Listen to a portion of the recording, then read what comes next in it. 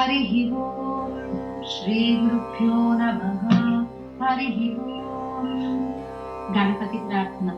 ॐ गणानान्त्वा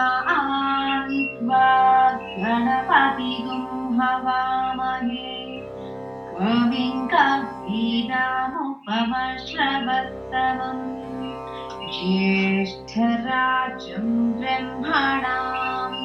ब्रह्मणस्पत आनशृण्वन्नोतिभिः सीदसादनम् प्रणो देवी सरस्वती वाजेभिर्वाजिनीवती धीनामभित्र्यवतु।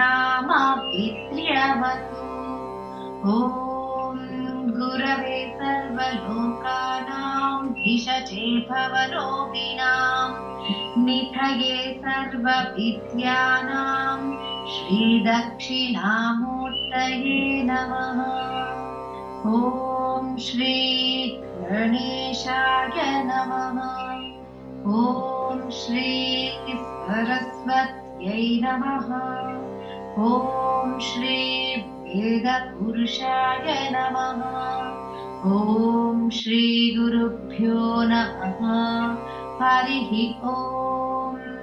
ॐ सहनाववतु सहनौ भुनक्तु सह वीर्यङ्करवावहै तेजस्विनावधीतमस्तु मा विद्विषावहै। ॐ शान्ति शान्ति शान्तिः। हरिः ॐ श्रीगुरुभ्यो नमः। हरिः ॐ। क्षमा प्रार्थना। यदक्षरपदभ्रष्टं मात्राहीनं तु यद्भवेत् तत्सर्वं क्षम्यतां देव नारायण नमोऽस्तु ते। विसर्गबिन्दुमात्राणि पदपादाक्षराणि च न्यूनातिरिक्तै यत्किञ्चिदाभिर्गीर्भिरुदीरयेत् आभिर्गीर्भिर्यदतो न भूनमाप्याय हरिवो वर्धमानः।